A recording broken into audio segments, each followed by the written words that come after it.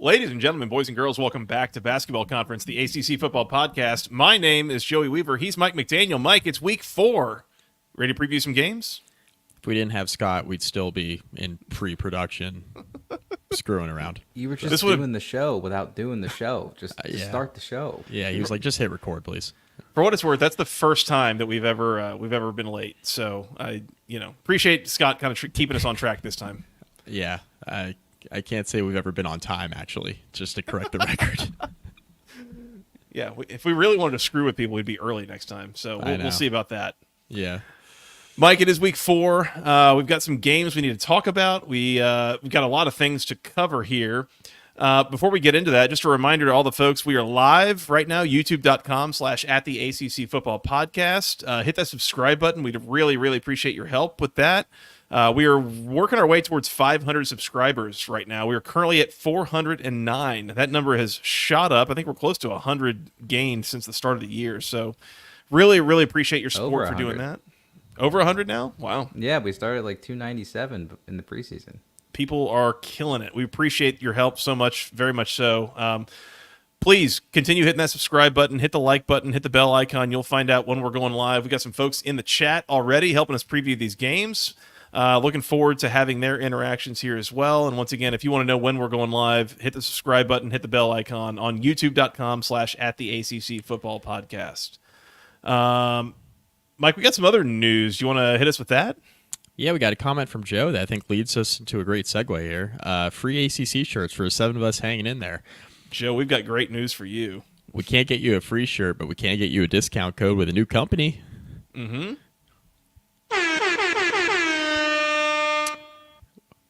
Basketball Conference, the ACC Football Podcast, is now sponsored by Rhoback. Use the promo code GOACC20 at checkout for 20% off your first order at rhoback.com. GOACC20. Joey, I don't know if you own any Rhoback apparel yet, but I do. And boy, oh boy, Joey, they make a good golf shirt, is what I will say. Boy, do they. I wore Rhoback to work today. I wore Rhoback to work yesterday. I wore it to church on Sunday. I wear Rhoback all the time, Mike, and I love their golf shirts. They look great. Their collars stay phenomenal. They are wonderful shirts. They've got a lot more than that, too. T-shirts and some athletic wear. Their sweatshirts, hoodies are. I got a golf hoodie from Rhoback. It is incredibly comfortable. Hoodies. They've got vests, like all sorts of things coming out. Joggers, Yeah. I'm a big fan. The joggers, yep. So, Yeah, one note also is they're starting to roll out their game day collection. So that's specific to schools. Right now there are 4 ACC schools in the collection, and there's some other non-ACC schools as well. I think the ACC schools off the top of my head are SMU, FSU, Tech, and UVA. Or Virginia Tech. And UVA. So... Yeah. Yeah, shout out to Rhoback and our guy Shaylin over at Rhoback for shout out Shaylin. Yeah, absolutely. Shout out Shaylin, man. He turned that around for us. Yeah, really appreciate their support. Really appreciate you guys showing your support for us by using that promo code GOACC20 at checkout for 20% off your first order. At this point, between Rhoback, Home Field, and Section 103, I made the joke the other day in our text that we're at 80% of the shirts that I wear on a daily basis that we're now sponsored by. This is all legitimately great stuff that we really love and are proud to endorse that way. The other fun thing that they do is all the different state merchandise. So I have one of the Texas shirts that it's I don't know. It's got the Texas the state of Texas a pattern on there, and then it's got a Texas flag on the back. It's pretty neat. They've got one for, I think, basically every state that has an ACC school in it at this point. So lots of really great shirts at Rhoback, and they're always coming out with new stuff, too. So go check them out. FSU shirts should be on clearance. I've got a good way for you to get them 20% off. Oh, man, we are off to a hot start. That's right. Shout out to Rhoback. Shout out to the folks over there. Really appreciate their support, and thank you guys for supporting us by supporting them. We're pumped about this. Yes, we are. Deal. Big I deal. definitely am. I definitely am. Mike, let's get into it. As always, before we get into week 4, final thoughts on week 3. Anything kind of sticking out to you that we still need to talk about before we get into these games? I think Florida State should look into a quarterback change. Can't hurt, can it? I think we've talked about that some. Think it's just it would be good for us to just really just say it's worth looking into. They got a bunch of different issues. I'm not saying Brock Glenn's the answer. We all watched the ACC title game last year. I am not saying that Brock Glenn is the answer. But it would be a change of pace. It would be something different. Mm-hmm. Maybe the offense responds a little bit better. Maybe they don't. I just don't know how long we're going to keep doing the DJU thing. It's just they're a mess right now on offense, and it looks like they're losing confidence. It looks like DJ's losing confidence. I just don't know how you're going to just like course correct that now as you enter a tougher part of your schedule. So maybe you just try to do something a little different. Yeah. Because I just feel like ramming your head against the wall over and over again with how the offense has looked through 3 games is just not, I mean, clearly not a winning formula. They're 0-3. I just don't see this going down a good path with DJU. I would just consider it, is all I'm saying. I would consider it. Worst case in my mind to doing that is one of 2 things happens. Is either A, you are getting Brock Glenn some reps, and that's really valuable for him going into next year. Yeah. Or B, you're playing your high school recruited quarterback and showing people, hey, look, we play our high school recruits, and helping to boost those efforts for the future. Like, that's the worst that can happen at this point. I mean, you're already 0-3. Yeah. I think we're very much on miss a bowl game watch. If not expected to miss a bowl game at this point. Yeah. Like, so what do you have to lose? I mean, we've tried the DJU thing. It's been really hard to watch at best. And I don't know why you wouldn't make a change at this point. It just, to try something different, as we said on the recap. We're squarely on the Florida State win 1 football game challenge is where we're at. So, sorry, said that right as you were drinking your beer. I mean, that's where we're at here. So, win literally 1 football game for me. Trying to avoid the drive for 12 here, and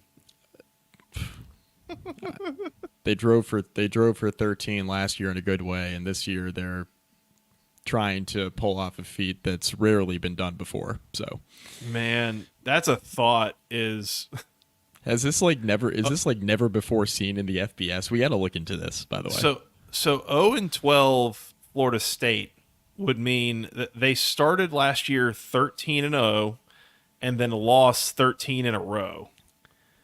That would be unprecedented as hell, I would have to imagine. That is astounding to think about. Joey, if they go 0-12, I understand they were 13-0 and got snubbed from the playoff. If you go 0-12 at Florida State, you get fired, right? It feels like you have to. I mean, it's like a principal move, right? Like you have to, don't you? I mean, yeah.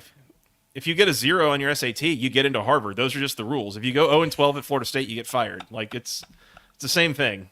I mean, now in fairness, the week before Thanksgiving, they play Charleston Southern in Tallahassee, and I kind of don't care what we've seen so far. I cannot, in good faith, pick Florida State to lose to Charleston Southern. So. But you can in bad faith, and you know what? I have made plenty of picks in bad faith before. So that's right. That's true. A couple other things here. One other thing I wanted to hit on from last week. I got a chance to go back and watch a little more closely the Virginia Maryland game, and I did want to point out something that we talked about in the recap was Anthony Calandri and his decision making, and how we had kind of boosted it up a little bit in the last week or so before that, and might need to turn around and pump the brakes there a little bit. And sure enough, I mean, he had 3 turnovers in this game. It was 2 interceptions and a fumble. The fumble he lost in the red zone, kind of a freak accident. Like, it was like one of his linemen kind of tumbled a little bit, and I think his foot went up in the air and kind of kicked the ball out a little bit, but still a little bit of a ball security thing. Like, got to be careful, especially down in the red zone like that. He had another interception, pretty badly overthrew a receiver over the middle. I mean, it was 3 feet over the guy's head, and it was not close. And then there was a third one where he just made an awful decision. Like he could have stepped out of bounds and instead kind of went YOLO down the sideline. And I mean, it was very much a boneheaded, like, what are you thinking kind of moment. I don't think it really cost him much. If anything, it was just field position. But just, again, in retrospect, something that I went and watched again, and it was like, man, that was not what I was hoping to see from a guy that I thought had taken a step forward from a decision-making standpoint. And it's just one game and just a couple of moments here, so might not be it's not really a pattern yet, but something I want to continue monitoring as opposed to just maybe giving him that full credit of things are better now. I mean, I wasn't doing that. I do like him. Like him, but it's pretty clear when he plays, it's very much like a boom or bust. But you're getting a higher ceiling and probably a lower floor than you're getting with Tony Muskett. So it's just a matter of which version of Calandria shows up. And unfortunately for UVA fans, and I think they can all attest to this in the chat, you get a little bit of both depending on what game you're watching, what half you're watching, what possession you're watching. Sometimes you get both in the same possession. It's part of the Anthony Calandria experience. He is only a sophomore, so it's going to take some time to iron some of that. Or is he a redshirt freshman? He's a sophomore, right? He played. Yeah, he exhausted the 4-game eligibility. He blew through that, didn't he? Yeah, he would have played 6 or 7 games last year. Yeah, that's what I thought. So I mean, it's going to take some time for him to iron that out, and that'll still be in there somewhere, right? Like we make all the jokes about Haynes King now, right? Haynes King a couple years ago kind of did the same stuff. Like you think about what he was doing at A&M, even what he did at times last year for Georgia Tech versus kind of where he's at now. I'm not saying it's still not in there somewhere, but he's taking care of the ball for the most part. So it's kind of similar in that regard. We see this, as quarterbacks begin to mature, like the boneheaded decisions are still in there. Hell, like another ACC example, like Sam Hartman, for as great as he was, he would make some really boneheaded throws and was still doing that at Notre Dame last year. Was still doing it. So it's those types of guys that like are kind of the gunslinger type mentality, always going to be in there somewhere, but you take the good with the bad. And I think, rolling with Calandria was the right move for Elliott and the program. As we it's said, a reason why they're 2-1 and why they have a great chance to go 3-1 right through the month of September, and give themselves a real opportunity to try to go to a bowl game even with a tough schedule. So yeah, completely agreed. I'm not questioning the move that they made to go with Calandria. I completely still buy that move, and I think that was a good move for them. It's just a matter of what is the current state of Calandria, and it's a little less polished than maybe what we saw the first week or two. We still got to work out some things, so that's okay. Last thing, Mike, did you see this whole thing with Wake Forest and Ole Miss? Yeah. I mean, Lane Kiffin's real mad. Wake just canceled the series with Ole Miss. They're like, we don't want to continue doing this. We don't want to go on the road. We don't want to really do that. So we're going to go play Oregon State instead, essentially. Lane Kiffin was real mad about it.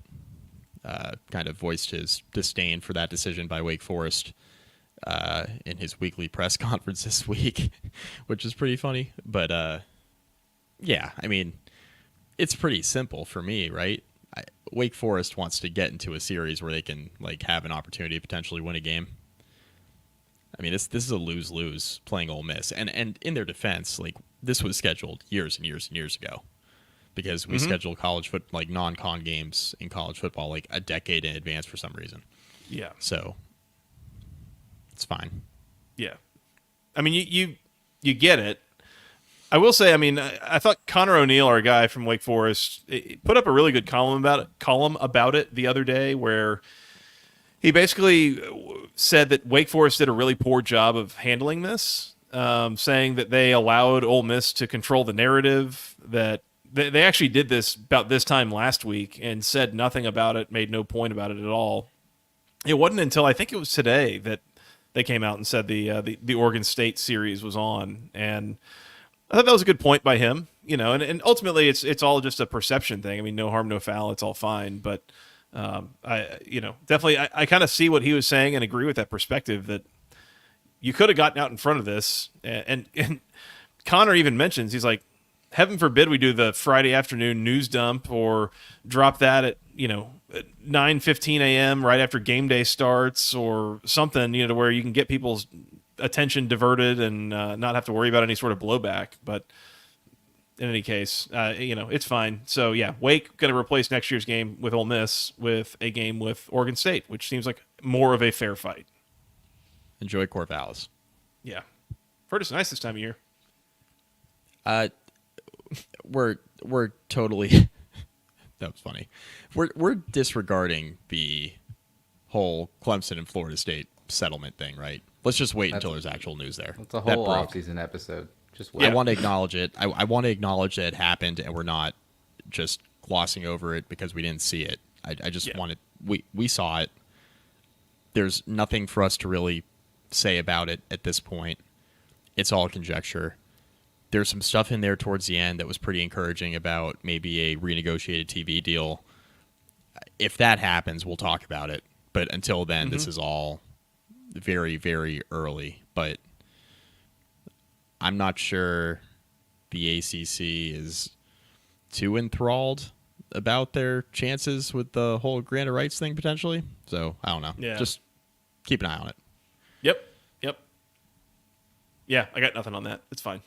Yeah. Whatever. We only do this in season. Yeah. That's the only time we realign and do all this stuff is when the games start, which is really fun. As I tweeted out, I look forward to talking about this finally, like in March, because I'm not interested in having that conversation right now. Like we play this game 3 months of the year. We can talk about it the other 9 months, and instead we're doing this BS in September. Like It's a principle decision on this podcast to not go into it. Yep. So let's talk about some games. Yeah. Can we talk about our locks from last week? Because I think you and I both got jobbed here a little bit on the two we lost. A little bit. Yeah. Last week's loss, both of us go 1-1 for the week. I hit Ole Miss minus 22.5, lost the under 63.5 in the backyard brawl. With scoring galore in the second half. That was garbage. Yeah, we were in good shape at halftime there. And then, things got real loose in the second half for sure. Yeah. You hit FSU Memphis under 52.5, lost Virginia Tech Old Dominion under 49.5. Because bit of a heartbreaker there. And I didn't mention this on the recap. We just kind of glossed over this Virginia Tech ODU game when we were recapping it. The reason why I lost the under here is because Old Dominion scored on Virginia Tech's backups. It was 37-10 with 2.5 minutes left, and Old Dominion scored on Virginia Tech's backups. So that's how I lost that one. That's how it goes betting unders in college football sometimes. It's kind of in a way that's the old backdoor cover except for the total. Thankfully I live in the state of Virginia, so I didn't actually put my money on this game. It was just for the show. But you would never go over to like Delaware or anything to make sure you could get some bets down. No, I've never done that before. Not this week. We've never texted each other picks to place bets for one another. That's never happened. I'm 5-2 on locks this year. You are now 3-3. I think you've been 1-1 every single week. So we'll see if not consistent. Yeah, that's it. Exactly. You know what you're getting if you're following Mike's locks.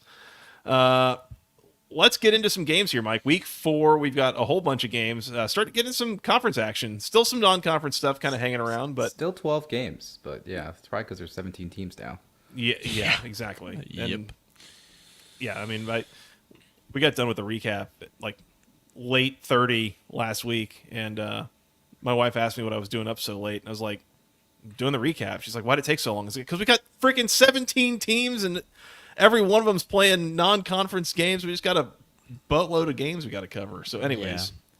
It just goes, man. Just keeps going. Such is life with the ACC in 2024. So let's get into this. We got a whole bunch of games. We're going to start out Friday night with a conference game. It is the first conference game for the Stanford Cardinal. They're on the road in the Carrier Dome. They're taking on the Syracuse Orange. Syracuse an 8.5-point favorite. Total is 57.5. 7:30 on ESPN Friday night, by the way. This is both teams are coming off of a bye week, so we haven't seen them in a couple weeks. Last we saw Syracuse, they knocked off Georgia Tech. I would like to think that the effort that they gave in that game a couple weeks ago was not just, get up for one game kind of thing. I'd like to think that what we saw there can be replicated down the stretch. And at that point, I'm not sure that Stanford is ready to go all the way across the country midweek and hang around here. I'm thinking about laying them with the orange. They're probably traveling as we speak. Oh, that's true. Yeah. I don't know. Taking the red eye? Yeah. Yeah, maybe. It would be.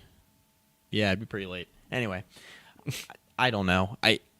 It's tough to go into the Dome on a Friday night since we've covered the ACC on this podcast for damn near a decade now. We have covered countless Syracuse Friday night games. And every time I feel like the team that goes into Syracuse on a Friday night just has a really, really rough time, right? Mm-hmm. I mean, we've seen Clemson struggle there and outright lose once. We've seen them struggle a couple times there. Like playoff level Clemson go in there and either damn near or full on lose games on Friday nights in the Carrier Dome. Yeah. I mean, we've seen this before, and I don't think Stanford is built for this, which sounds ridiculous because it's Syracuse. We're not talking about like a powerhouse, but they've looked pretty good, Mm-hmm. They have looked pretty good, and McCord's looked good, and I worry about Stanford being able to score with Syracuse here. Like, if the offensive performance that we've seen out of Syracuse the first couple games they've played is replicable, I would think it is, right? Just given the nature of it, solid running game, McCord's been good in the play action, seems pretty run-of-the-mill offensively. Mm-hmm. I think that's a repeatable thing. I think Stanford can hang a little bit defensively, but I really worry about their ability to keep up with Syracuse in a higher scoring game. Yeah. And that's my concern here if you're looking at the Stanford side of things. I think Syracuse wins this game. I think they cover. I think they win this game by like 10 to 12 points. Not enough to lock it up just because there's weird stuff here, right? Stanford coming across the country, both teams coming off of a bye. There's just other elements at work here. So I'm just not totally convinced this game I'm going to lock up. But I do like Syracuse to win here and win comfortably. Mm-hmm. Yeah, I'm with you. I'm going to take Syracuse. I don't think I'm going to lock it up, at least for now. I could maybe see myself coming back at the end of the show and doing that. But for now, I'm going to leave that alone. Total's 57.5. I'd lean under, but I don't think I'm going to make a pick on that total. I could see this game going a couple different ways, so I'm going to leave that alone. Yeah. I'd lean under only because I'm not sure how much Stanford is going to score here. Mm-hmm. Yep. So. Yeah, that's kind of where I was at. Is I could see like 31-17 or something like that here, where this goes comfortably under, but maybe Stanford puts up some points and makes Syracuse keep scoring too. So we'll have to see, but. All right, Syracuse for the both of us, and leaving the total alone, no locks on that one. Mike, let's move into Saturday. Just as a reminder, as we go through these games, we're asking people as you watch on Saturday, use the promo code, use hashtag GoACCMOTW to submit your nominations for ACC Moment of the Week. As we watch these games, we can't have eyes on everything everywhere all the time. So need your all's help. Hit us on Twitter, hit us with an email, whatever it is. Use GoACCMOTW to acknowledge when we see candidates for the GoACC Moment of the Week. We'd appreciate your all's contributions to the show in that way. Let's start at noon on ABC, Mike. This is the Textile Bowl. It is the NC State Wolfpack on the road. Sponsored by who? No, just kidding. It's the Textile Bowl. NC State on the road in Death Valley, taking on the number 21 Clemson Tigers. Clemson, a 20.5-point home favorite here in a game with a total of 46.5. And Mike, I believe we got some news on Grayson McCall this week that is probably informing both the spread and the total here. McCall's out. CJ Bailey is the backup. He's going to play. So good luck. Enjoy going into Death Valley. Yeah, that's. I'm going with Clemson. I'm going with Clemson. Go on. You look like you got something else you want to say there, Mike. I did, but I'm just yeah, we're locking Clemson out. Let's lock them up. Let's lock them up. You better lock it up. No, you lock it up. Lock it up. Lock it up. Lock it up. Please. I'm on the fence only because of the hook. You know, I could see this being really silly. But yeah, I mean, NC State is not going to score here, right? Like, if we're being honest with ourselves, they weren't scoring with Grayson McCall. I don't think they're scoring here. I think NC State is a lot closer, and I know they have a soft schedule. I think they are a lot closer. Good comment. Very good. A1. I think they're a lot closer to 6-6 than they are to like 9-3, 10-2, like they wanted to be. Unfortunately, even with a really soft schedule, the offense has been a little bit dreadful. They don't really have anything outside of KC Concepcion. Defense has been really good for Clemson so far this year. You know, they basically did all they could against Georgia until, you know, they were just exhausted. And I understand the other game was App State, and App State might be bad, but man, I don't want any part of NC State here. No part of it. No, thank you. That was a little bit going to be my question here, Mike, is what do we know about Clemson? They got smoked by Georgia, and they smoked App State. Not a lot. And hey, this is going to be a broader thing I'm going to bring up a lot tonight in this podcast is there's some potential this week. And Scott, please clip this because I think this is going to hold true. There's some potential this week for us to be really, really wrong about several of these games because this is the first example where we have like 2 data points on Clemson, and actually we have 2 data points on several teams. We have 4 data points on Georgia Tech, all over the map so far with the scheduling. Yeah. And there are some teams that we really do not know a whole lot about yet. And we are going to learn something one way or another in week 4. And I am not the first one to have this take. I've seen it kind of all over the internet this week. I think it's so true. A lot of people are saying it. I think this is a really, really dangerous week to pick games on the gambling side because I think people could have the potential to be really, really wrong, myself included. I am not immune, as you all know. And that's why this game in particular makes me a little bit nervous, even though conventional wisdom would tell you, hey, is CJ Bailey going to move the ball in this Clemson defense? Because I think the answer is probably not.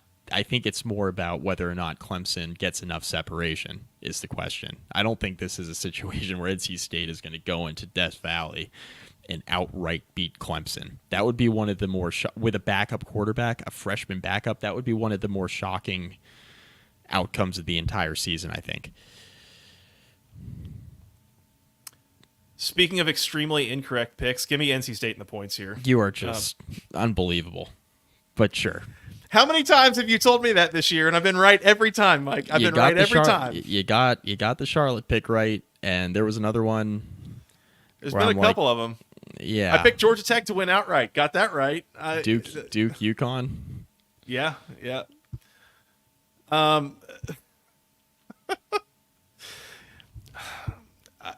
wouldn't. First of all, what you said about would be very, very careful with my own wallet here. Wouldn't touch it with a 10-foot pole.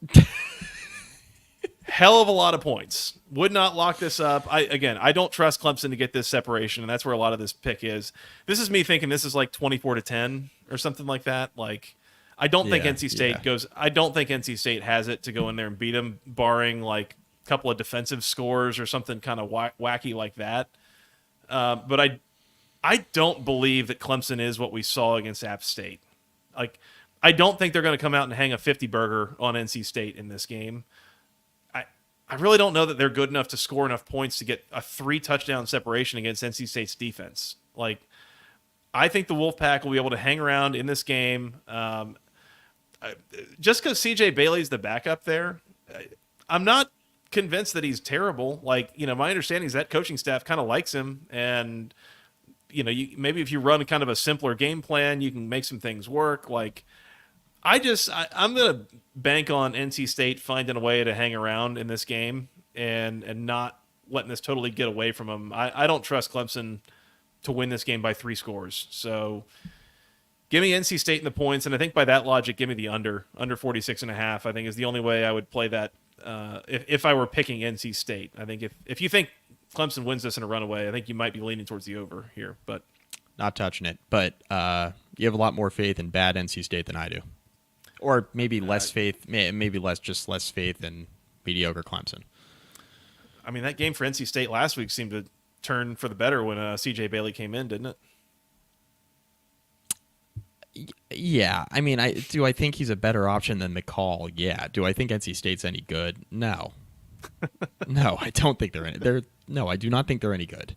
This is always a close game too, man. Like that is a lot of points in this particular rivalry. That is a fair point. There have been a lot of really close games, a lot of close calls, a lot of missed field goals. I'm just rubbing salt in the wound. Yep. NC State fans that are new to this are going to be really, really upset with me, but I do this to everybody. So just letting you know. It'll be somebody else's team next week. We are equal opportunity offenders on every team in this conference. So yeah, I'm a Virginia Tech alum. You think I haven't made fun of them?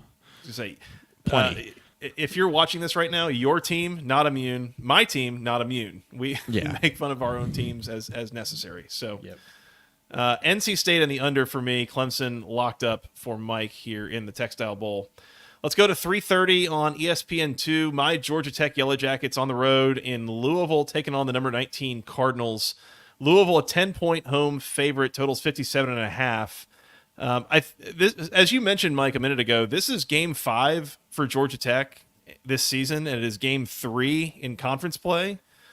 Meanwhile, this is Louisville's Game 3 overall and Game 1 in conference play.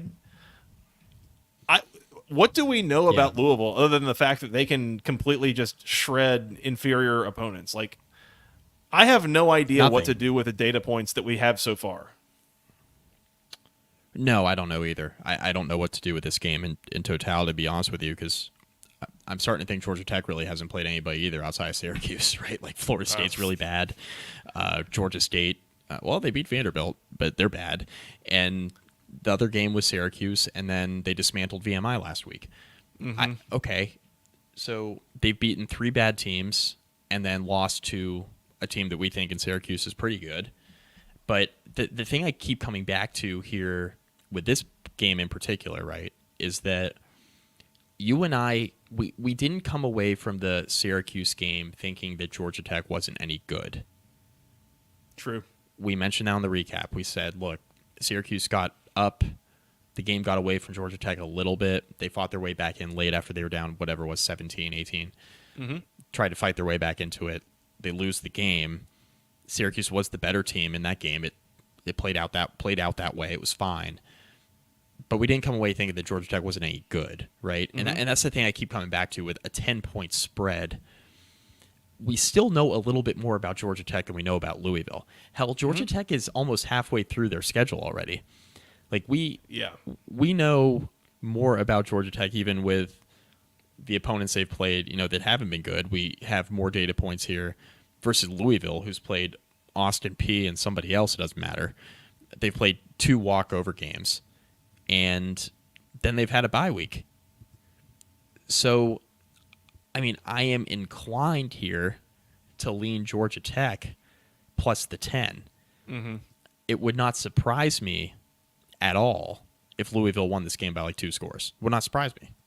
Yeah. I have no idea what to do here. I'm going to go Georgia Tech plus 10. That's my play here. But I don't have a very good read on this game at all, because is there a chance that Louisville's a little bit overrated at 19? Yeah, of course. They lost, pieces off of last year's team that were significant. New quarterback, and they haven't played anybody yet this year. So yeah, there is a chance that they're a little bit overrated at 19.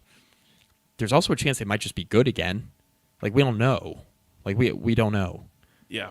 I'm just going to lean Georgia Tech, just knowing that, hey, I've seen more of their games so far.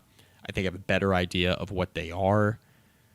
And I think that we're going to learn a lot about Georgia Tech here too. Like, if Georgia Tech goes into Louisville and loses this game by like 14-17, I think that we're going to start to look at Georgia Tech through the lens of, kind of actually similar to how we looked at Virginia Tech the back half last year, where it's like if Georgia Tech gets into a game against a team kind of on their level or worse, they're going to win the game. If they get up against a team that might be a little bit better, they're probably not going to win that game, not punch above their weight in this particular year, even though they have historically under Brent Key, right, in the first couple seasons of his tenure. So that's kind of what I'm interested in seeing here. I'm going to lean Georgia Tech plus 10 here. I think Louisville wins the game close. That's my play. I have no opinion on the total. I have no idea how this is going to play out. This is one of the more interesting games of the entire weekend. Yeah, and that's where, I mean, when this first came out, I think it was like 11.5 or something like that. It's come down a little bit. Yeah. And I'm pulled in all sorts of directions in terms of the spread. And kind of first thing, as we said, same thing as the last game. I would not come touch this game with a 10-foot pole with my own wallet, like from a spread standpoint. We don't know what Louisville is. Georgia Tech still a little bit inconsistent. Like, I could see Georgia Tech winning this game on the field. I could see them losing this game by 3 scores. I think there's a lot of variance in how this game could play out. And so I would leave this alone personally, just from a wagering standpoint. I think for the sake of the podcast picks, I think I'm gonna lay them with Louisville. Okay. And really what I'm thinking here is I'm not super convinced that what we have seen from Georgia Tech so far would suggest that the defense is improved enough for me to feel good about what they're going to do against a rested and what has so far been a pretty sharp Louisville offense. I think Louisville is going to be able to score a lot of points here, and so I don't think I can trust Georgia Tech to cover necessarily. I think there's just too much potential that Louisville might run away with this game a little bit. But at the same time, again, Louisville totally untested. Georgia Tech much more tested. Louisville rested, has not played in 2 weeks and barely had to really lift a finger before that. I mean, so again, I just don't know what to make of this from a who wins the game standpoint. I'm going to pick Louisville to win maybe 14, 17 points. But then again, Georgia Tech doesn't really get blown out much under Brent Key. Like, they can find ways to keep games close. And so I don't know. I'm going to take Louisville. It's fine. We'll figure it out. What I'm more interested in, and kind of along the lines of what I'm saying, I think I like the over here. 57.5, a total inside of 60. Like, Georgia Tech is more than capable of playing kind of lower scoring games. I mean, you saw the game in Dublin against Florida State. You've seen what they did against Georgia last year. Like, they will play the physical, slow kind of game. I don't think that's going to be what they're going to do here against a Louisville offense that's going to try to really push the ball down the field a lot during this game. I think this gets a little bit shootouty. So give me the over. And Mike, let's go ahead and lock up. Lock it up. You better lock it up. You better lock it up. No, you lock it up. You lock it up. Lock it up. Lock it up. Please. Spicy. Yeah, this is going to get pointsy. So give me over 57.5 in this game. Point I was going to make was it opened at 11.5 and it's come down. When I told someone when I first saw that number, I would be maybe interested in taking the points with Georgia Tech if it got up to like 14. But I think this is very much in a no man's land of like, I just leave it alone. Yeah. No thanks. Yeah. So Louisville and a locked up over for me. Georgia Tech, and no opinion on the total for Mike.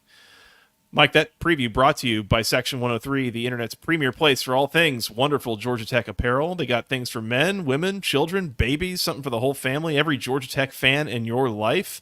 They've got t-shirts, sweatshirts, hoodies, all sorts of wonderful gear. They got NIL shirts. They've got things in the official Tech Gold, all the official word marks. It is great looking. It is super comfortable. I showed you that I was wearing a brand new Ramblin' Wreck shirt a couple weeks ago. Here I am wearing a brand new The Institute shirt. Super comfortable, super light, looks great. I love mine. You will love yours. Section103.com. Use promo code GOACC for 10% off your first order.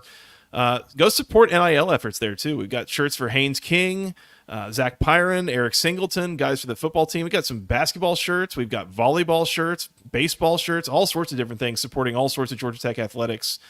Go find it all, section103.com. Use promo code GOACC for 10% off your first order. They're always coming out with new things. They're coming out with some deals from time to time, as we have big wins at Georgia Tech. So follow them on the social medias to make sure you know when there's big deals happening, and you might go get extra discounts beyond what we're even offering here. So shout out to Steven and the gang. Really appreciate their support of another season of the Basketball Conference podcast. Hell yeah. Hell yeah. Let's move on, Mike. 7 o'clock on ESPN2. It is the game of the week nationally, as far as I'm concerned. I don't think anyone's going to be watching anything as closely as they're going to be watching this. In front of God and everyone, once again. The Cal Golden Bears are on the road in Tallahassee, taking on the Florida State Seminoles. Florida State, a 2.5-point home favorite. Total is 44.5. Mike, I feel like the wrong team is favored. Are we going to keep doing this with Florida State? Show me something that says that they should win a game. Out of principle, I cannot and will not. I cannot and will not this week pick Florida State. I'm picking Cal. Cal's looked better.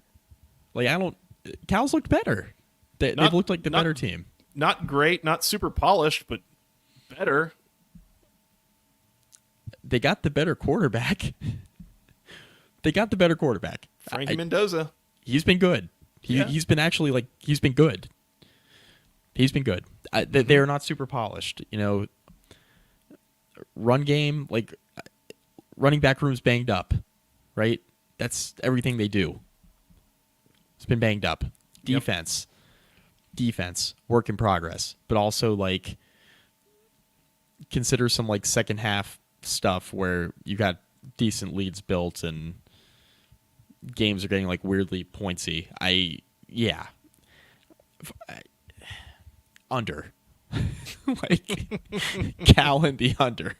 We're locking under 44.5 up, Joey. Oh no. Lock it up. No, you lock it up. You lock it up. Lock it up.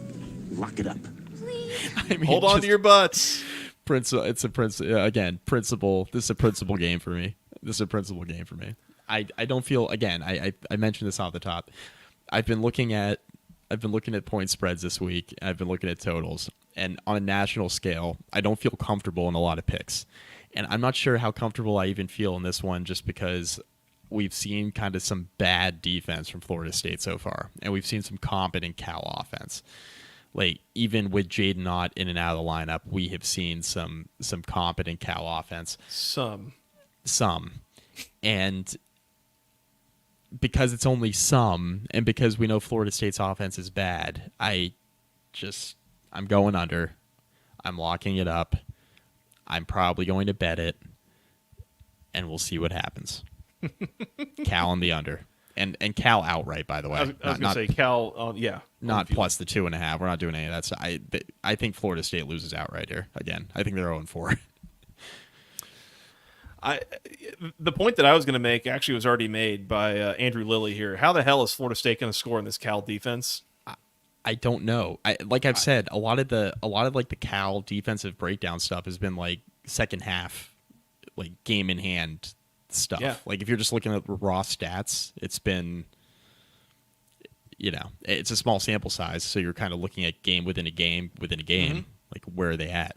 And they held Auburn to 14 points at home over 60 minutes, and yeah, I mean, they got Peyton Thorne benched.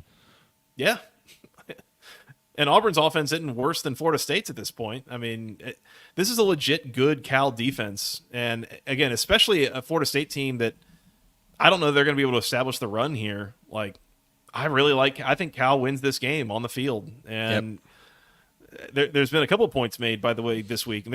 First of all, there's been a lot of points being made by Cal Twitter this week. If you haven't been following up, we are just a few hours from this stadium being renamed Woke Campbell Stadium, and potentially adding Doak Campbell's pronouns to the name of it. And the students are going to stripe it in rainbow colors. And yeah, there's been a lot of AI generated proposals from Cal Twitter this week of what to do with Florida State's Doak all Campbell fair. Stadium. FAIR, right? Yeah, exactly. But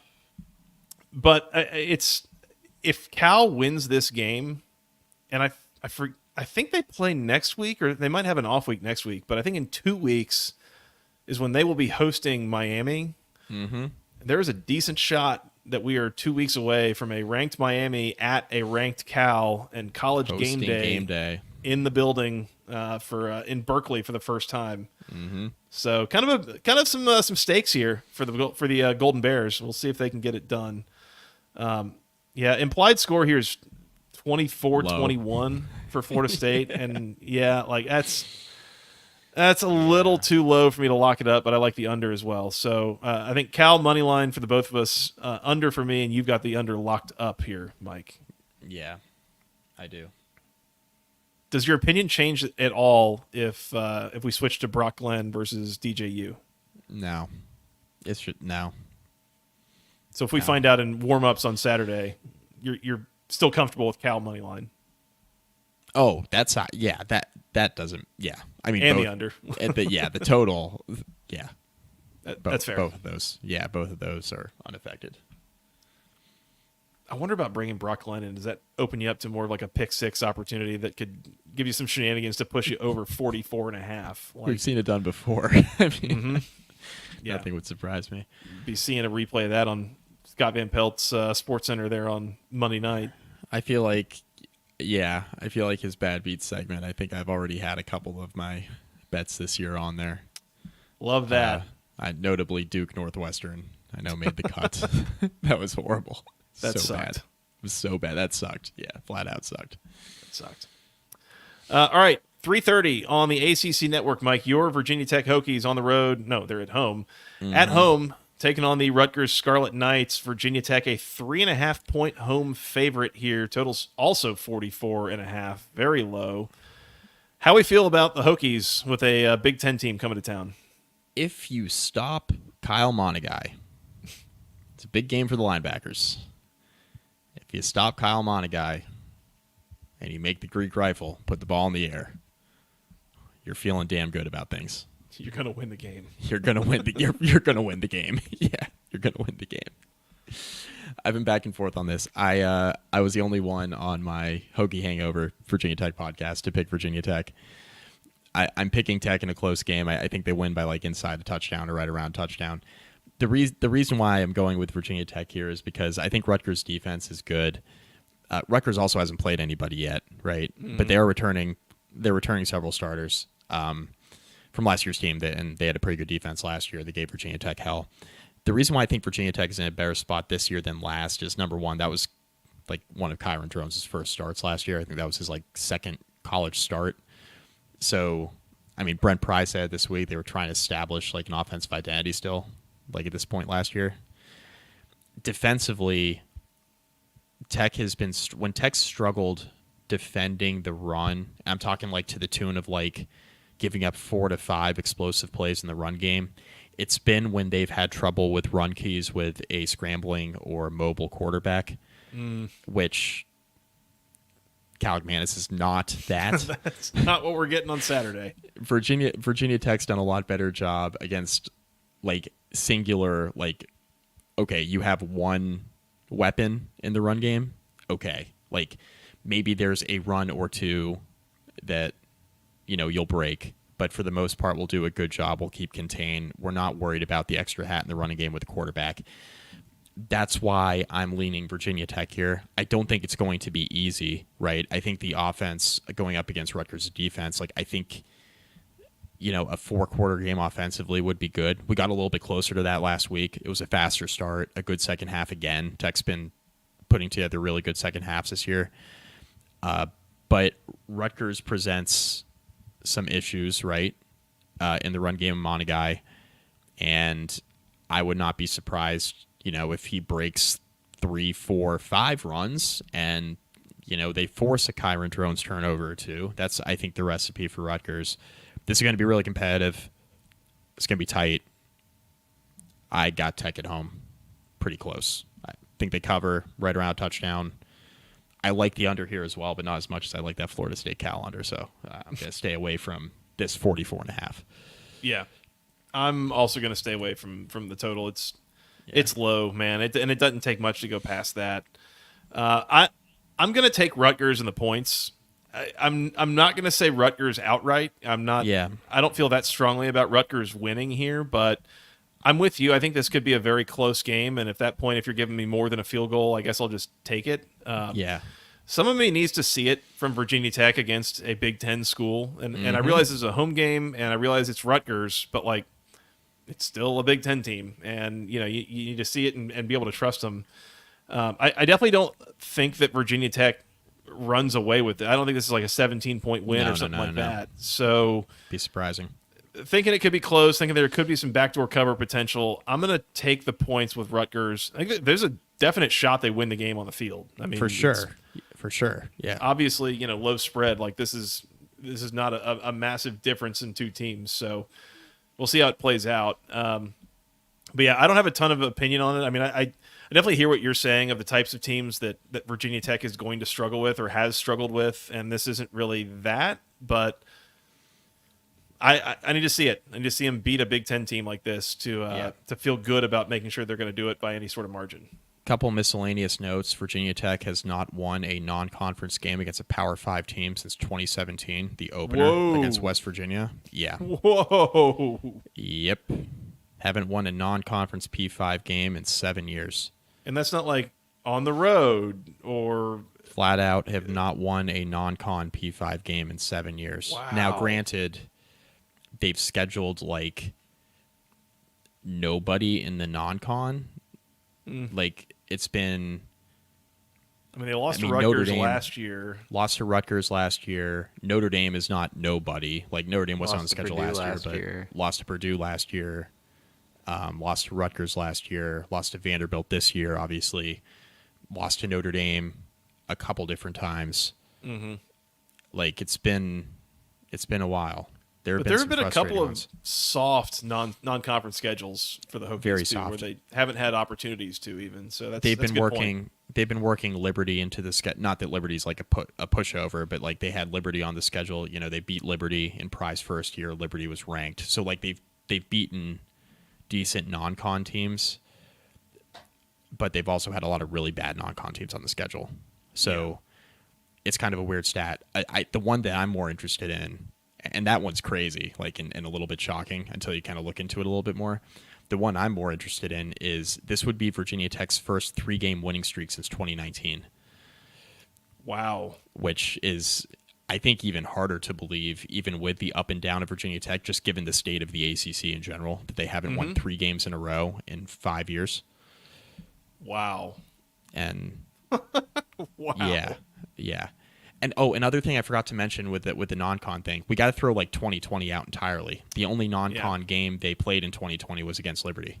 That was it. Okay. Yeah. So, I mean, we had an entire season where they didn't even play a non-con game. So that the 3-game winning streak one is just even more shocking to me, that they haven't had a 3-game win streak in 5 years.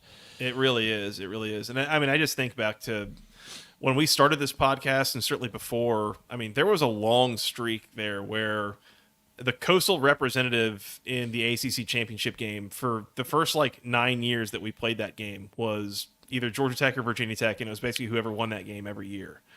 So the fact that those teams were kind of more so on the pedestal within the conference for a long time, and the trip through the woods that they've both kind of taken here a little bit for a couple of years now is it's been a change. It's been a change for sure to adjust to. But yeah, I think both teams coming out of it at this point, I would say. I would, I would think so. Hope so. Yeah. On that note, Rutgers for me, Virginia Tech for Mike, and both of us lean towards the under, but I don't think anyone has a pick on that. No, lean under, no play though. Yep, let's move on. 5 o'clock on everyone's favorite ACC network, the CW. That would be the SMU Mustangs hosting the TCU Horned Frogs. TCU, a 3-point road favorite here in a game with a total of 58.5. Mike, TCU being a road favorite, you know what that means. They are the home field apparel home dog of the week. Use promo code GOACC at checkout, 15% off your first order from homefieldapparel.com. You guys have heard us talk about home field repeatedly on this podcast for a matter of 3 years now. And we know you guys are still buying their stuff. We see the promo code being used, so why don't you continue to use it? Get 15% off your first order from Home Field. Really comfortable. licensed collegiate apparel, cool designs, comfortable clothes, hats, bomber jackets, coaches apparel, coaches jackets. They got everything. I mean, they're an electric brand. So go check all their stuff out. If you haven't checked them out in a while, you might only remember them as just having a whole bunch of T-shirts. It is far beyond that at this point. There is so much cool, high-quality, vintage-looking apparel that they have. Cannot recommend them enough. We love the stuff that we have. At this point, I really only have the Pitt shirt because my wife has taken all the others because they're so soft and so comfy. George Washington basketball There you go. shirt, home field apparel. There's a story behind that one, as Scott knows. There's a story behind that one. Fair There enough. is. If you're returning and you can't get a first time 15% off order, you can still use the link in the description. That also helps us. So thank you. Yeah, link in the description still gets us home, as the kids say. Field apparel, home Kickback. dog of the week. Yeah. Anyways, A little kickback. Chris Grondin makes a good point here. SMU not only are home field apparel home dog of the week, they're also a CW underdog, Mike. And we just, first of all, yes, first ever simultaneous CW underdog and home dog of the week. Number two, I want to point out, by the way, home dogs of the week, 2-0 against the spread. Oh, yeah. 2-0 straight up so far this year. So just saying, there's trends here. Some would call it a small sample size. I call that good data. Yeah. Yeah. Especially for a super professional podcast like this, just finding any team that's a home dog and labeling them a home dog of the week. And Yeah, of course they're going to win. Slapping, You know? slapping the name on there. That's right. That's right. Mike, this series in particular, I don't know if you realize kind of the recent trend here. TCU has won 19 of the last 23 and 25 of the last 33 dating back to 1989. So this has been very one-sided. It's gotten a little bit balanced out the last 5-7 years, but it's still pretty heavily TCU year over year. This is the battle for the Iron Skillet. Are the Mustangs going to keep that in Dallas with them? This is a little bit counterintuitive, but you're going to understand why I'm saying here in a moment. This is SMU is the Queen Elizabeth II Memorial You Died Award Team of the Week because this is the team that used to be on the death penalty. And they've had a really rough go of it against TCU. It's a little counterintuitive because I don't think they're going to die. In fact, I'm going to take SMU outright. I think they win this game. Hey, there we go. I watched that second half for TCU last week against UCF where they blew a multiple score lead, and they did everything in their power to lose that game. I mean, mistakes on mistakes, all three phases, bad Absolute turnovers, terrible special teams play, offense was horrendous. I mean, TCU did literally everything in their power. Credit to UCF. The offense was something in the second half. Like KJ Jefferson had things rolling for UCF. TCU was up 21 in the fourth quarter and lost, I think, if I'm remembering right. Yeah. And lost. And it was like everybody was kind of turning a keen eye to that game at the same time. We were like, oh my God, it was like 4 minutes left. And all of a sudden, like UCF had the ball driving to win the game. We're like, wait a minute, wasn't this a 3-score game a few minutes ago? So brutal loss for Sonny Dykes. This is also like the Sonny Dykes Bowl, by the way, for obvious reasons. Used to coach SMU, left there for TCU. TCU's been in this like weird spot a little bit since making that national championship game appearance. They were bad last year, and I know they're 2-1 this year, but that loss last week was bad. And I think they're better than they were a year ago, but if there's ever a chance to get them, this is it. And I think a lot of people are down on SMU. The quarterback situation is weird. Kevin Jennings is starting this game, right? He is the starter now over Preston Stone. Like a week ago.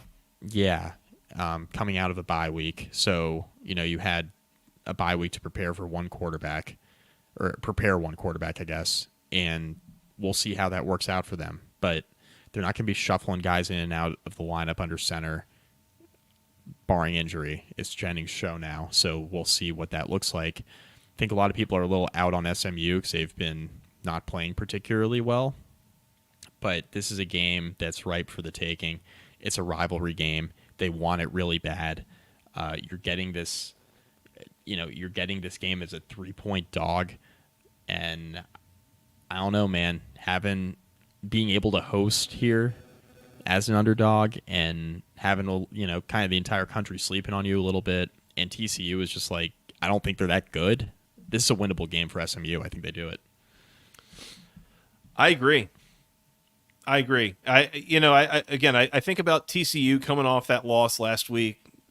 Vibes all-time low, right? Like, that's a brutal loss to come to terms with, the fact that you had a lead on a conference opponent and that big of a lead that late in the game and blew it. I mean, that's hard to sit with.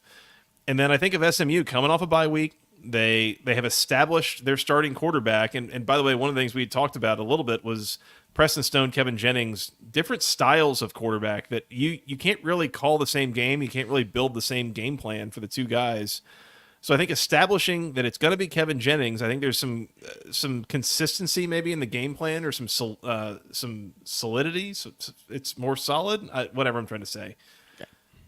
I think SMU looks a little cleaner this week, knowing what they're going to try to do coming into this game. And I'm with you. I think they win this game at home. It's a rivalry game, so all sorts of wacky stuff can happen for sure. But I think this sets up well for SMU. So give me the Mustangs outright to get this game and take home the Iron Skillet. Love it. Two money line picks. I may bet this game. Full disclosure. I won't. May bet it. So just letting you know. Just letting the people know. Total's 58.5. Pass. Oh yeah. No thank you. Especially what we've seen out of SMU's offense so far. I don't think I want any part of that. Yeah, I don't know. So I will pass on that. But SMU money line for the both of us. No locks here though. This not feeling a ton of confidence in what SMU is or is not at this moment. So yeah, yep. Let's keep it moving, Mike. 8 o'clock on the ACC network. The Boston College Eagles at home taking on the Michigan State Spartans. Boston College is 6.5-point favorite at home. Total is 45.5. Mike, it's the Red Bandana game. Folks that have listened to us for a while will kind of know what this is. If you're new to the show or new to the ACC, just a heads up, this is what Boston College does once a year. It's called the Red Bandana game. If you're unfamiliar, it celebrates a former Boston College lacrosse player. His name was Wells Crowther. He always carried around a red bandana with him. He was known as the man in the red bandana. He was credited with saving 18 people's lives in the September 11th attacks. He worked in the World Trade Center, and there were people that told tales afterwards of this man with a red bandana over his face who led people to safety, got them saved, and then unfortunately lost his own life in the attacks. So this is a game that Boston College, I think it was 2013 maybe, was the first time that they started playing this game every year, but they do have a history of this is a special, exciting spot for them, and a game where I think Stanford Steve would refer to them as playing with their hair on fire. Very emotionally charged spot. I like Boston College here, Mike. I like Boston College a lot. Coming in against a questionable Michigan State team, I think they're probably improving, but Boston College has looked pretty good so far. I think they come in with a good game plan. I think they are fired up in this game. They're at home. I like them inside of a touchdown. Give me Boston College. You can have it. I am really. I'm actually picked. Yeah, I think Boston College wins. I'm actually taking Michigan State here. BC looked good last week, right? Do you think there's any chance that they put like a lot into that Missouri game? Like a lot? Like at ranked top 10 SEC team? Like that was a huge on the road. That was a huge game last week. Yeah. And they were leading and playing pretty well until they didn't, right? We talked about on the recap the Castellanos interception before halftime. They got bludgeoned in the middle eight. Like a tough way to lose, right? Mm-hmm. Yeah. Lose that game by 6. Conventional wisdom would tell you this is like Boston College cruising. And I think there's potential for them to win this game by like 10 to 12. Michigan State has been a little feisty. And we know they're well coached, right? Like Jonathan Smith's got them, like even considering what he inherited, like I think he's got them a little bit ahead of schedule already. He can coach. Formerly at Oregon State, formerly at Oregon State. Yeah, formerly at Oregon State. Left his alma mater because they were in such shambles with the Pac-12 situation. Said as much. Landed this deal with Michigan State. Basically only had Adrian Chiles at quarterback. That was it. Or Aiden Chiles, sorry. And he was it. Like, that's really all he had.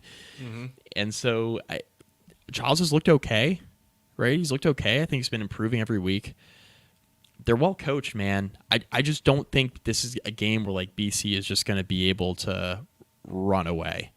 Now, is there a scenario where that can play out? Yeah. You know, I think maybe Michigan State is throwing the pick before halftime and, you know, hair on fire game, right, for the Red Bandana game. Like, I'm not underestimating that part of it because they always, always, always get up for this game. But I think this has, like, sneaky cover potential for Michigan State here. So I think BC wins this game by around a touchdown, but I could see this being like at 6.5. I could see Michigan State covering this and losing by 6. I could definitely see that. I like BC outright, though. I think they win the game, but close. Closer than the experts think. Closer than the experts think, yeah. As Corso would say. I'm going to stick with my Boston College pick, and I'm going to 45.5 is kind of a low number. I'm going to take the over there as well. I think this could get a little bit pointsy here. I'm not gonna lock this up yet, but I am leaning towards locking up Boston College in this spot. I really like, again, I like the spot for them in particular. So I'm gonna consider coming back to that, and we'll see what happens. It's fair. Any opinions on the total here for you, Mike? None. I haven't been playing a lot of totals tonight, as you can tell. Yeah. No, that's fair. Boston College and the over for me. Michigan State for Mike. No locks on this one. A few more here, Mike. We'll go to 7 o'clock on ESPN as the number 8 Miami Hurricanes are in Tampa taking on the South Florida Bulls. Miami, a 16.5 point road favorite. Total is 65.5. South Florida, I mean, they're not nothing, right? Like they're a little bit feisty. They gave Alabama a game here a couple weeks ago. I mean, that was a 1-score game going into the fourth quarter. Alex Golesh got something pretty good going down there.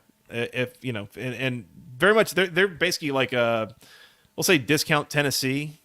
Basically, I mean, Golesh is like a former Heupel assistant running the same offense. Like they can do some stuff to really bother opposing defenses. From what I've seen from Miami so far, this feels a little bit like a don't get in the way of the train situation. So I realize that South Florida can be plucky, but I'm gonna roll with Miami for now. I'm not gonna lock it up, but I think Miami can continue to just cruise the way that they have been. They've been kind of tearing people limb for limb so far. So just go with it. We're comfortable with Miami's front 7 containing Byron Brown here, right? Yeah, sure. Because I don't think he's a real threat in the passing game. You know, kind of inconsistent. He's a fun player to watch. Like if you're watching him play against a team that's not Miami, fun player to watch. You know, makes some exciting plays with his feet. Has those like pop passes he makes that are really good. I just don't think you can do that against Miami, man. Like, I'm a little concerned about South Florida in this spot. I think South Florida's front is going to have a hard time. Like, their offensive line. That's the matchup I look at in this game. Like, I think Miami's defensive line against South Florida's offensive line is a significant mismatch.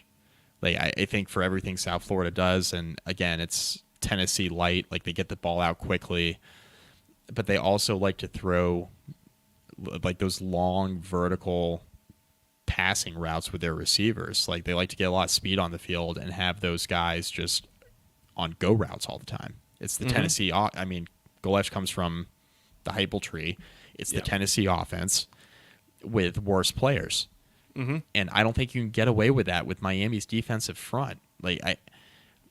Miami's in a position where they're not going to have to load the box and play man across the board. They're not going to have to do that.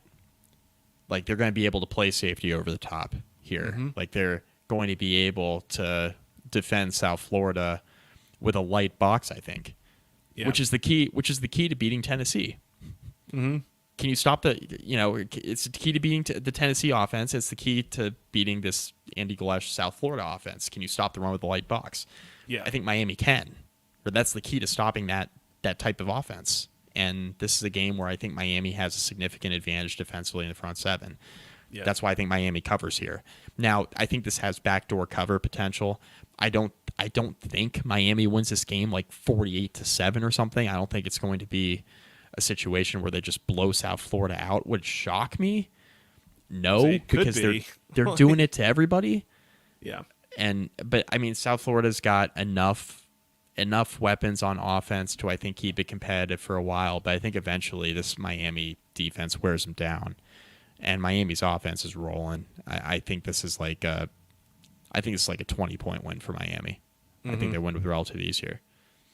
Yeah, to your point, I think back to, I think it was the 2022 Georgia-Tennessee game where Tennessee went into Sanford Stadium, and I want to say College Game Day might have been there. I'm almost positive it was the CBS game, in the afternoon, and Tennessee was running hot and looked like a top 15 team in the country, and can they knock off Georgia and all that? And, I mean, Georgia had, 5, maybe 6 in the box all day, and Tennessee couldn't do a damn thing in the run game, and this offense that nobody had been able to stop all of a sudden looked just completely impotent. And stop with a light box. I wonder if that's a little bit of what this game looks like. Is Miami has no problem controlling the run game up front, and at that point the secondary can kind of just play a little bit more free and take care of business back there. So I'm going to land with Miami as well. Total 65.5. If anything, I lean a little bit under, but I would not make a play on that because that could go a lot of different directions. And yeah, I mean, I could see this 41-10. I could see this being 42-35, anything. So I would leave that alone. Yeah, I would lean under just because I don't know if I'm actually I'll play under here. I just don't think South Florida is going to score enough. That's fair. I don't think they're going to score enough. And is there any, I'm not saying look ahead to Virginia Tech, but is there any point where Miami's okay, we got a short week, we play Virginia Tech next Friday? Is there any point in the second half where you call off the dogs a little bit just to get yourself ready? You're playing a Saturday night game, you play again Friday night, right? Yeah. I think it matters a little bit in terms of margin, and I'm not talking about margin of victory. I mean that matters too, but it's more of the total. Is there potential to call off the dogs a little bit with the short week coming up? Maybe. And I'm just not sure South Florida is going to score enough anyway. Yep. So completely. All right. Yeah. Miami for the both of us, under for Mike. Couple more here, Mike, and we'll kind of go through these quickly. We're already almost hour and 14 in here. 2:00 ESPN Plus, the Virginia Cavaliers on the road in Myrtle Beach, taking on the Chanticleers of Coastal Carolina. Virginia, a small 3.5-point road favorite, totals 55.5.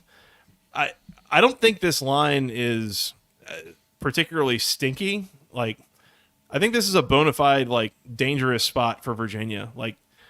You probably should win this game, but you very much could lose if you screw around and allow Coastal Carolina to stay in this game. Bounce back game for Virginia. Give me the Who's. Lock them up. You better lock it up. You better lock it up. No, you lock it up. You lock it up. Lock it up. Lock it up. Please. This is my first 3-lock week of the year, I think. I think it is. Yeah. No more 1-1 for you. I really like Virginia here. No more 1-1 for me. Yeah, it's true. Let's just not make it 0-3, right? Yeah. 1-2 I can come back from, but I don't want to be playing 0-3.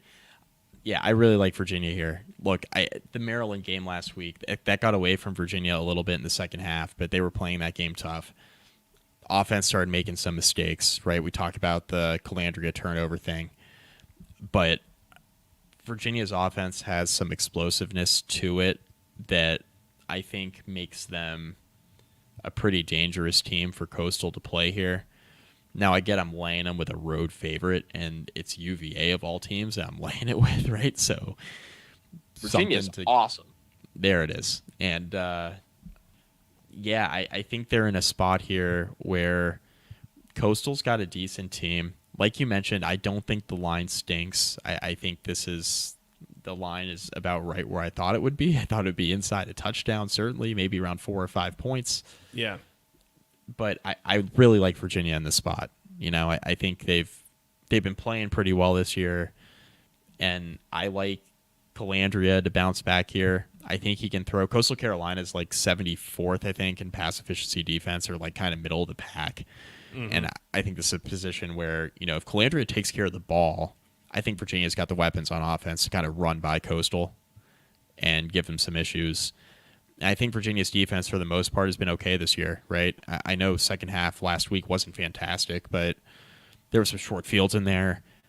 You put a lot of pressure on your defense, too, with how the offense started playing in the second half of that game. I just think Virginia's got to play better here. I think they're going to play better. I think they're going to go on the road, and I think they're going to win this game by 7 to 10 points. So we're locking them up. Yeah. I'm with you. I'm going to lay them with Virginia. I think that they are able to go into Myrtle Beach and get the job done here. I don't know. There's something that feels I'm nervous enough about it that I'm not going to lock it up. I don't think. Keep in mind, Coastal Carolina coached by old friend Tim Beck, who was former NC State offensive coordinator and has been a number of other places. This is a different Coastal Carolina team than if you watched them back during like the COVID year and such under Jamie Chadwell. A little less wide open, a little bit more smashy, I would say. Mm-hmm. I think Virginia should be fine here, but there's still a consistency that I need to see from them before I really trust them to lock this up to win this by a touchdown or more. So I'm not gonna lock it up, but I will stay with Virginia here to win this game by at least 4. Total 55.5. Under. I'm on the under. Okay. All right. Yeah. I'm not locking up the under, though. Yeah, I was gonna say if anything over for me, but I'd probably leave it alone total wise. So yeah, I'm fine. Yeah. All right, Virginia for the both of us. Under for you. You've got Virginia locked up. Noon on the ACC network. North Carolina, a 10.5 point favorite at home, taking on the James Madison Dukes. Totals 47.5. James Madison, I think it was 2 weeks ago, trailed at halftime and then ended up winning 13-6 against FCS Gardner-Webb. And North Carolina, a 10.5 point home favorite in this spot. So that's definitely a little bit stinky, I would say. I am full scale in fade North Carolina mode this year. I don't think in good faith I can fade Carolina in this spot. No. I will not lock it up. I do not trust them. Definitely don't trust them. But I guess we'll lay double digits with North Carolina in this game, which is probably going to be a soundbite here sooner than later. So, anyways, do we know who Carolina's starting here at quarterback? I don't think we do. Does it matter? Maybe. Not really. I don't think so either. Yeah. I mean, no, I don't think so. Just hand the ball to Hampton 25 times. Best of luck. Maybe best 35. of luck to James Madison. Yeah. Best of luck to James Madison here. Yeah. This and not your older brother's James Madison team either. They've taken a couple steps back here, I think, in a bit of a rebuilding situation for them. Yeah. Your older brother's James Madison is now Indiana, and they are ranked. So that's where all that went. Give me the under here too, 47.5. North Carolina's offense, even with Amari and Hampton, like it's that and almost nothing else. So he's going to get loose a few times and score some points. But yeah, give me the under, and I think this is a lower scoring kind of game. Yeah, I'm starting to play some totals here with you towards the end of the podcast. I'm with you. Just because of what you mentioned with Carolina, but also James Madison's offense. Woof. Yeah, not great. So All right, UNC and the under for both of us, no locks. Last one that we have a spread for here, Mike. The Duke Blue Devils on the road in, what is this, Murfreesboro, taking on the Middle Tennessee State Blue Raiders. Duke is a 14.5-point road favorite, Mike. That is preposterous. I will be taking the Blue Raiders to cover this. I think Duke wins, but it's close. I will not be laying outwards of 2 touchdowns with the Blue Devils. No, thank you. Oh, so you're going to go ahead and pick the team that only beat Tennessee Tech by 7? Okay. You enjoy that. Have fun. Have a great time. You're saying that Middle Tennessee State's not very good? That is precisely what I'm saying. What would you say about Duke? Not very good. I have mentioned 2.5 touchdowns or 2 touchdowns on the road? No way. I mentioned to you on the recap on Saturday, there is a really, really good chance that Duke is going to be one of the worst 4-0 teams in the country. Them and UNC, both of them. Them and UNC on the table, absolutely on the table. I'm laying him with Duke. Middle Tennessee lost 50. They lost 52-3 to Ole Miss, which fine. Throw that away. As one does. I mean, throw that away. Fine. I don't care about that game. They lost by 28 to Western Kentucky. Western Kentucky is they're a fine team offensively. Team, yeah. They're a fine. They are a Sun Belt team. You lost to a directional Kentucky from the Sun Belt by 4 scores 2 weeks after you beat Tennessee Tech by 7.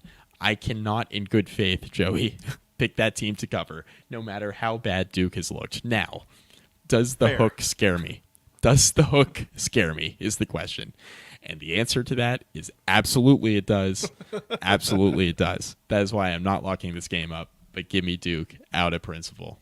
Yeah. Out of principle. Gotta take Duke. And I'm leaning under here as well, but I will not play it because I would take Duke at 9.5, I think.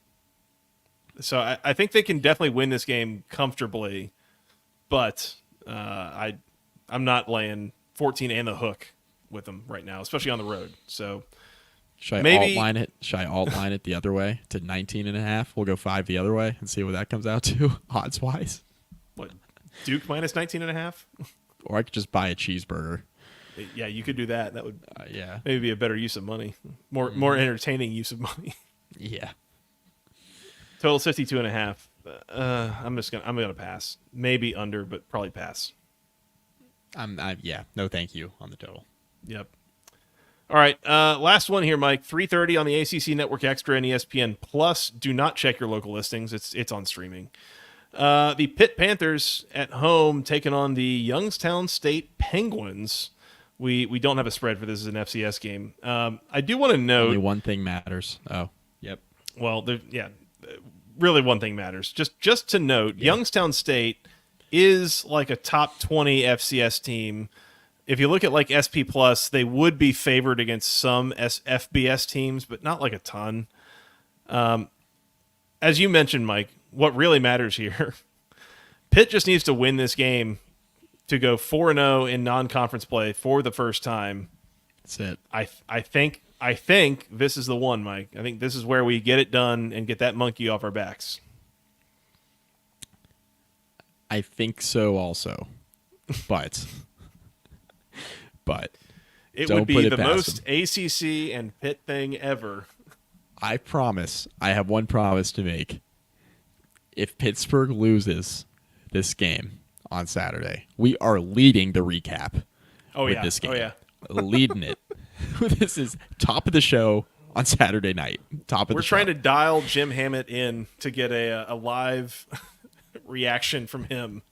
And we're going to see if we can get a number into the board meeting on Sunday morning when they discuss whether or not to fire Pat Narduzzi. We're going to try to get in on that as well. 100%. We're going to be working several angles on the live recap if Pitt manages to lose this game. Because, baby, if they lose to Youngstown State, get that buyout money together. My God. All like $40 million of it or whatever they owe to Pat right now. Like, goodness. Yeah, he's in a really good spot. I have bad news for you, Mike. What would that be? That's not really going to be a problem. They're going to win this game by a lot. It's not going to be an issue. They'll be fine. They will be fine. It'll be fine. That's good. All right. That's all I've got on games. Anything else? Am I forgetting anything? Play the sound, baby. 7:30 p.m. on something called the SEC Network Plus. The Bowling Green Falcons are on the road at Kyle Field, taking on the number 25 Texas A&M Aggies. Bowling Green, a 23-point road underdog. Totals 52.5. Didn't Mike Elko used to coach at Bowling Green, by the way? Oh, did he? Was he an assistant? I think he was he Clausen's defensive coordinator there before Wake? Maybe. Let me double check this. Unless the chat can get to it more quickly. I like how I interrupted your pick with Mike Elko fun facts here. Totally fine. He was the DC at Bowling Green from 2009 to 2013. 10 years ago. Man, this is crazy because Elko has now coached against two teams that he's previously been associated with in the first month of the season. Yeah. How about that?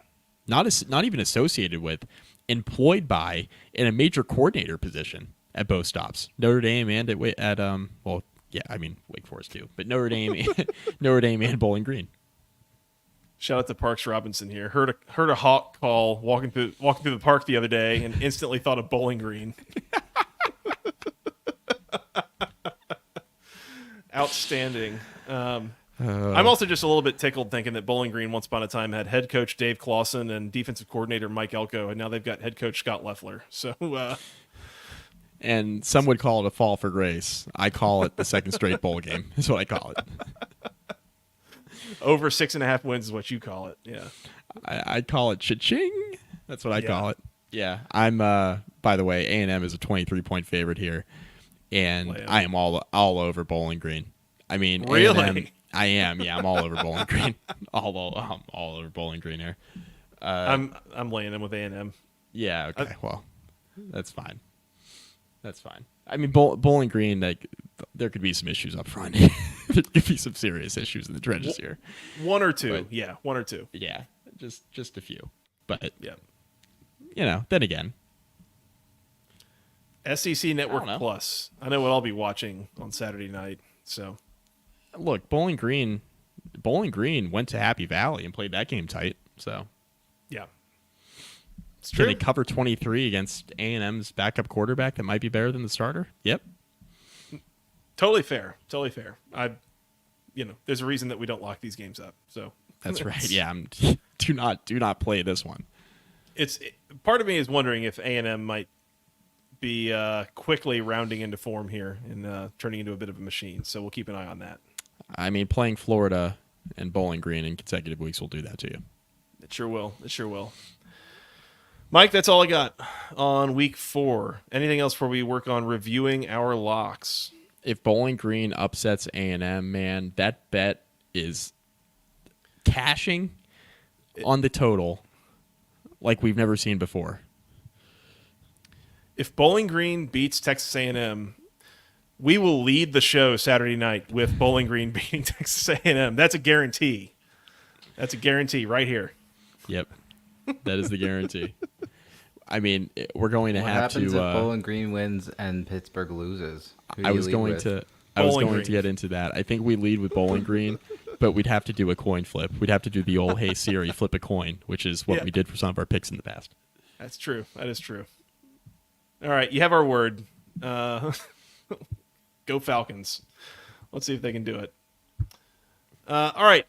Recapping our locks, Mike, you have over 57. No, sorry. I have over 57.5 in Georgia Tech and Louisville. You have Clemson minus 20.5 against NC State.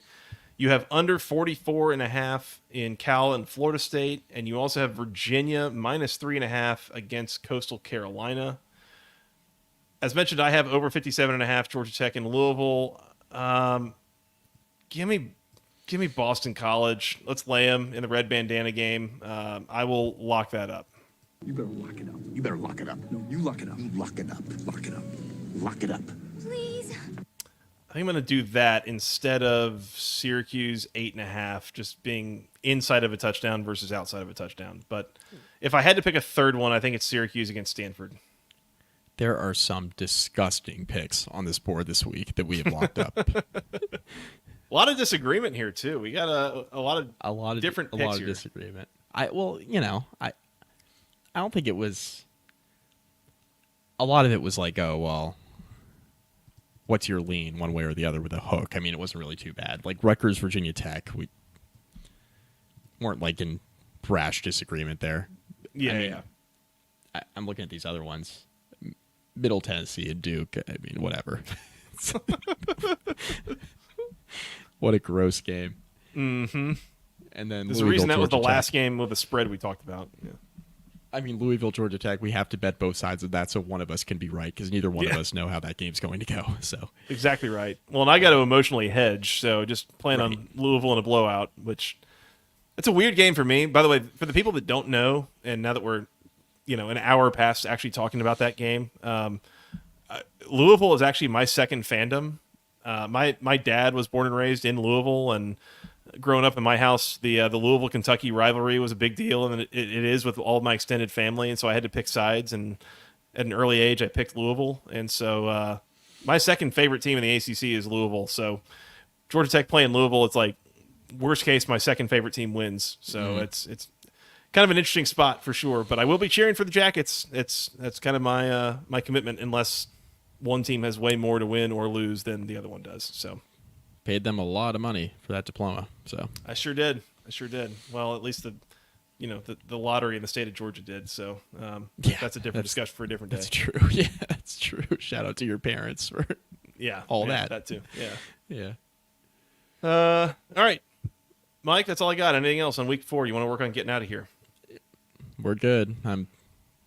Don't think I'm going to be having a winning record on my picks this week. I don't feel good about any of them. Not with that attitude, you're not. But that's right. Also, these are the weeks I do the best, so that's how that works. Yeah.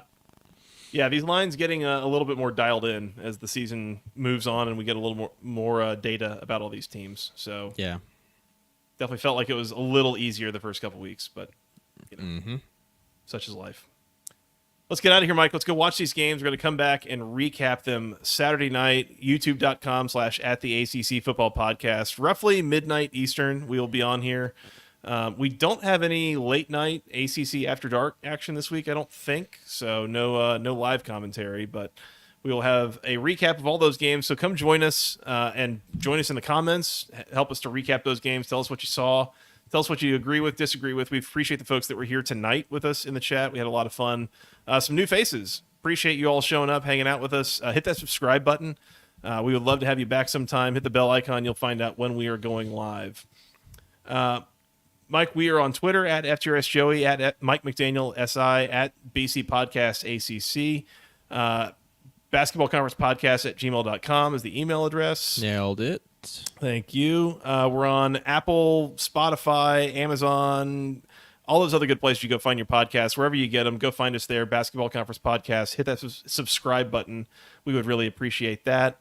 Do you want to tell the people where we can find us on the social medias? Facebook.com/basketball conference. Rate, review, find some of our podcasts there. You hit everywhere else, so we're good. Yeah. Sweet. Producer Scott, did we forget anything? Shout out to everyone that subscribed during the live stream. We got 8 new people during this. Hell yeah! Let's go. Shout out to them. All the links to all the sponsors are in the description. Shout out to Roback for joining coming on board this year. Yeah. Section 103, Home Field Apparel, and now Roback, official sponsors of the Basketball Conference Podcast. And when you support them, you support us. So we really appreciate that. Really good stuff, guys. Definitely. Mike, Scott, y'all want to go watch these games, come back and recap them Saturday night? Let's do it. Let's do it. We have to. That's our job around these parts. All right. Well, until then. Good job. Yeah. All right. It's only been 9 years. I haven't figured out the outro yet. We'll get there one day. All right. For that guy, Mr. Mike McDaniel, for producer Scott, I'm Joey Weaver. Thank you guys so much for listening. Enjoy the games. We will talk to you again Saturday night to recap them. Until then, go ACC.